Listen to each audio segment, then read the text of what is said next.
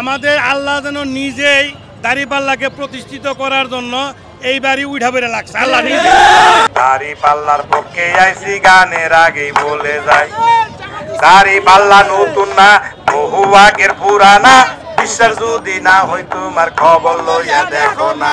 এটা আসলে আমি সংস্কৃত মনায়ন লুকি একটু ছোট থেকে মানুষকে বিনোদন দিয়েই থাকি, তবে আমার মনে একটা উৎসাহ থাকলো যে যদি দাড়িপাল্লাটা অন্য একটা আঙ্গিকে মানুষের কাছে পৌঁছায় দেওয়া যায়।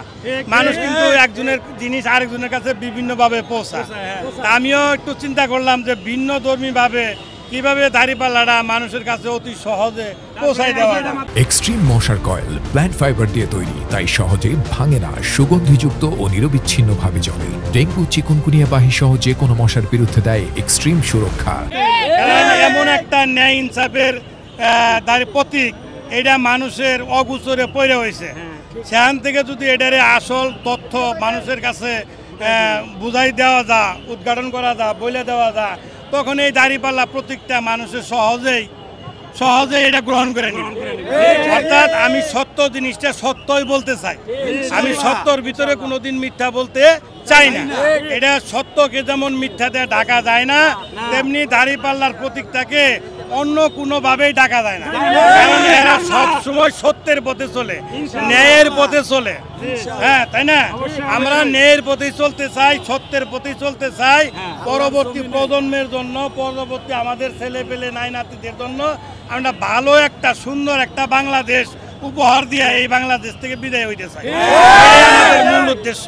আমার যতটুকু ধারণা, আমরা তো আশা করতেছি কমপক্ষে 200+ ইনশাল্লাহ, আল্লাহর কাছে আশা করতেছি, 200-র উপরে আশা করতেছি, বাকিটা উপর আল্লাহর ইচ্ছা। কারণ আম করে মনে ছুঁয়ে দিছে, একটা কথা আছে মানুষের একটু ছুঁয়ে দেয়, তাই না? আমাদের আল্লাহ যেন নিজেই দাড়িপাল্লাকে প্রতিষ্ঠিত করার জন্য এইবারই উঠা বেড়ে লাগছে আল্লাহ নিজে, এটা আমাদের আশা। এ কারণে সবার মুখে মুখে আমরা যখন জামাত ইসলামের দাড়িপাল্লার প্রতীক নিয়ে মানুষের ঘরে ঘরে ভোট চাওয়ার জন্য যাই, তারা সবাই বলে যে আপনারা চিন্তা করেন না, হ্যাঁ আমরা এইবার ভোটটা দেবো। এই কারণে আমার গানের ভিতরে একটা কলি আইছে, সেটা হলো দাড়িপাল্লা ধান দেখছি, নৌকা দেখছি, লাঙ্গল দেখছি, এইবার দেখো দাড়িপাল্লা। এদের যে জনগণের যে কথা, এই কথার উপর ভিত্তি করে এই লেখছি, লাঙ্গল দেখছি, ধান দেখছি, নৌকা দেখছি বারে বার, এইবার দেখবো দাড়িপাল্লা যা করে পড়ুয়ার। এটা আমার একার কথা না, এটা সারা বাংলার জনগণের কথা, এটা সারা বাংলার উড়ন্ত বয়স্ক ছোট বড় শিক্ষিত অশিক্ষিত সবার একই কথা যে এইবার আমরা দাড়িপাল্লাকে দেখবো।